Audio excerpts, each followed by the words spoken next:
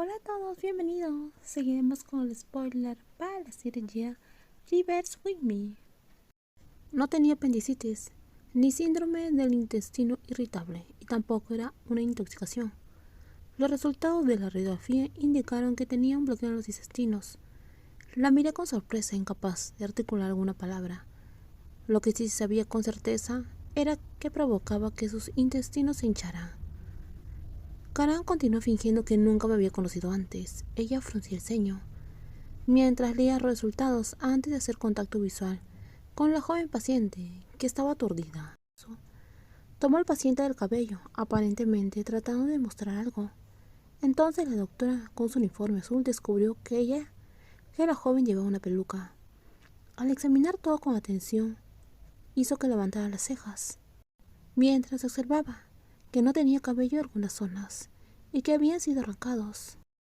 La alta figura rápidamente dio un paso atrás y se giró para pedirle a la enfermera que se comunicara con los familiares del paciente y coordinara con el personal de la sala de operación una cirugía urgente. Luego ella me dijo: el paciente siente dolor abdominal, no hay evacuaciones, no expulsa gases, de vez en cuando vomita. El examen reveló una cierta obstrucción en el intestino. ¿Qué crees que podría ser? Podría ser alimentos que no he masticado. La mujer levantó la ceja mientras me miraba. ¿Qué podría ser tanto que obstruya los intestinos?, me preguntó. Mis ojos se abrieron mientras decía esa respuesta.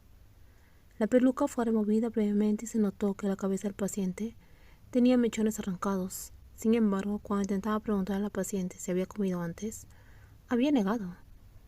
O tal vez estaba demasiado avergonzada para decirlo. Síndrome de Rapunzel, explicó la doctora. Es una condición mental en la cual una persona tiene el hábito de comerse el cabello mismo. Eso provoca el bloqueo intestinal. En ese punto pude recordar algunas clases de quinto año, cuando había revisado eso. Con los resultados obtenidos no pude imaginarme cuánto tiempo esta joven habría estado involucrada en tal comportamiento. Sin embargo, si no se trataba de eso, fallecería. Por eso Karan decidió hacer la cirugía inmediatamente. ¿Pero ella era cirujana? Ni siquiera tuve tiempo de preguntarle. La mujer alta ya había abandonado la habitación. Aunque quería seguir sus pasos y preguntarle si recordaba quién era yo, si ella era la mujer a la cual había viajado en el tiempo y me había tomado de la mano para cruzar la calle juntas. Fruncí los labios, recordando en silencio que no me importaba quién era esa mujer.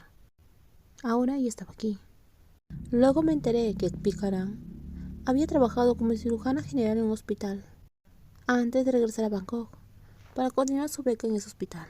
Mientras iba de camino a la sala de medicina general para mi ronda matutina, me vino un pensamiento en la cabeza. Quería entrar a la sala de cirugía.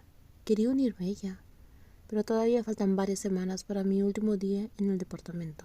Culpé al destino por no haber tenido la suerte de estar primero con ella en esa sala de cirugía.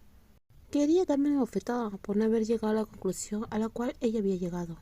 Ella me había regañado, pero todavía estaba asombrada por su habilidad. Ni siquiera sabía si tenía novio o no, pero eso sería muy triste. Después de completar la ronda nocturna, regresé a mi dormitorio de anochecer.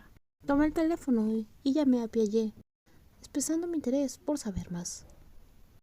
Mientras estaba sentada en la mesa practicando, Miu se acercó.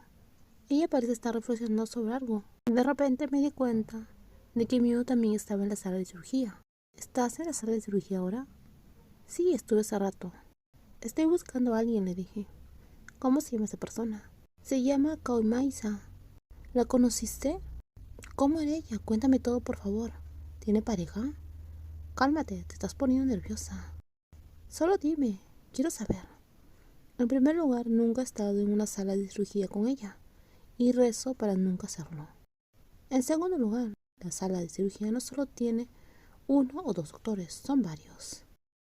En tercer lugar, no sé si tiene pareja, así como tampoco tengo idea de todos los nombres de los doctores en este hospital.